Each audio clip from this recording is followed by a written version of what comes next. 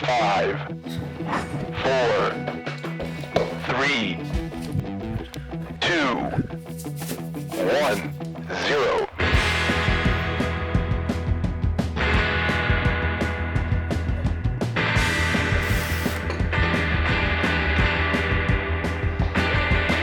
Motivation is kind of bullshit if you ask me.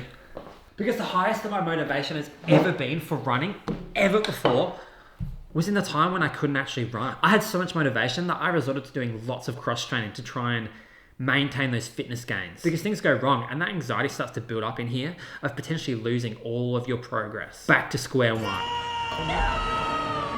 Pull it Titanic, Batman. We're going down for the last time. Back to square one. Motivation is strange because if you want to get some serious stuff done, you're going to need some serious motivation. Especially if you're a weekend warrior like me who has like a full-time job and other commitments that really take you away from what's really important in life. Fully sending running. But here's the thing. Motivation comes and goes. I think every human instinctively gets a boost in motivation when they have something to prove or they feel like they're falling behind. Because everyone loves a good redemption story.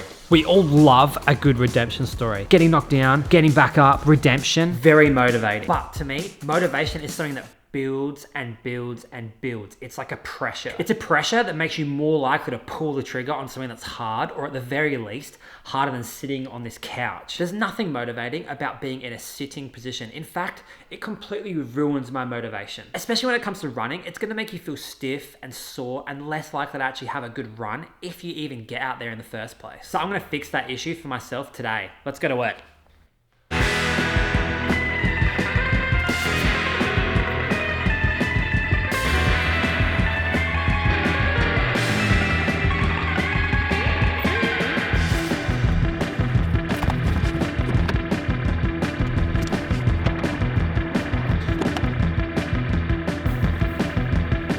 So I've been doing a bit of light reading between clients, and it seems that the two biggest motivators, according to science, are reward and threat. I want to go run so that I can win a park run, or I want to go run so that I can get lots of followers on Strava.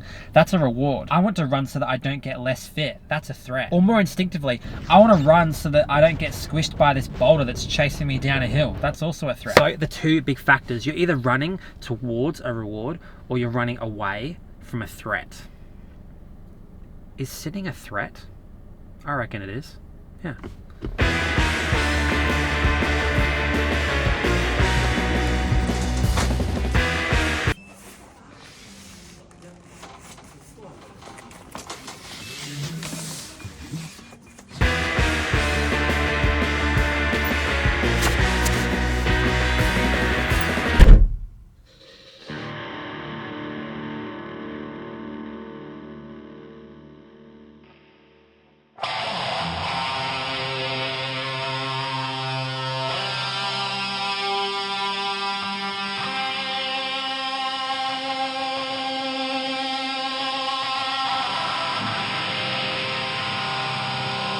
Oh, it just feels so good to stand up.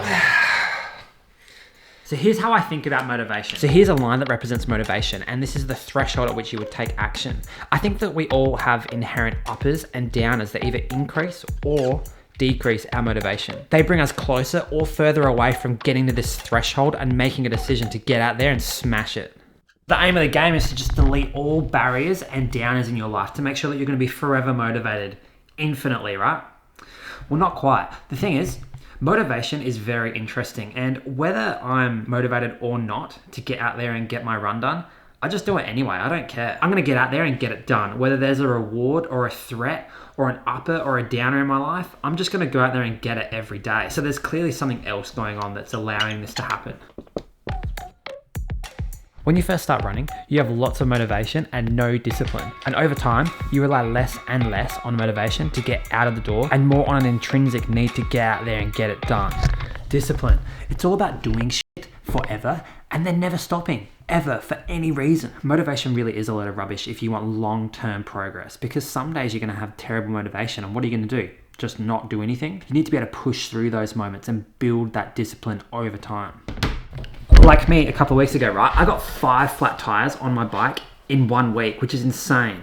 And it completely destroyed my motivation to do any cycling ever again because it just was so annoying. That's because I have zero discipline built up over time on the bike, but I have infinite amounts of discipline built up with running. Because after doing my research, I've realized that running is just a deeply embedded habit in my life that I just can't escape. And this book that I found, Atomic Habits, explains this really well. I'll show you. And so a cue initiates some craving or motivation. And so then you go and actually run. And then after that, you get that nice happy feeling deep down inside, which eventually will be triggered again by another cue, which will make you go run again and again and again forever. How good. So the goal for me is to just stop caring about motivation altogether and focus on discipline.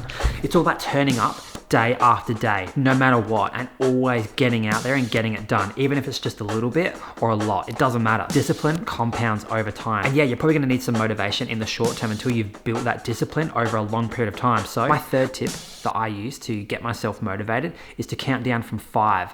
And by 1, I better be out of that door and running down that street. Otherwise, there's gonna be big trouble. 5, 4, 3, 2, 1, 0.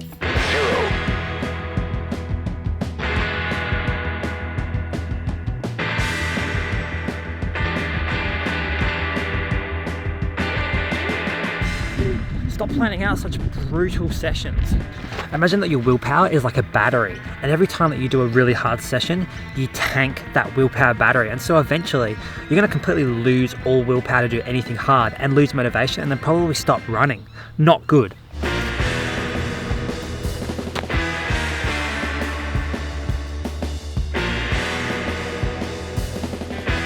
Tip number 5 is to gamify your downers. Imagine this, right? If you were to turn all of your downers into some sort of game where you can tick them off a list like this, then maybe you might be able to get it done without draining all of your energy. Just a thought.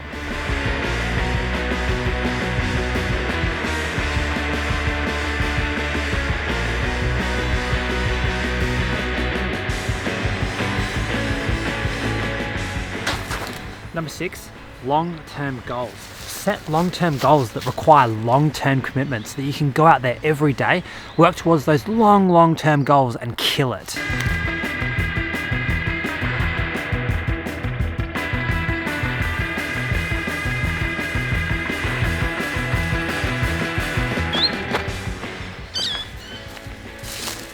And number 7 is to never stop. If you never stop, you never have to start again. It's pretty simple, right? Build that discipline and grind it out over time and just never ever stop. Simple, and you live happily ever after. Peace.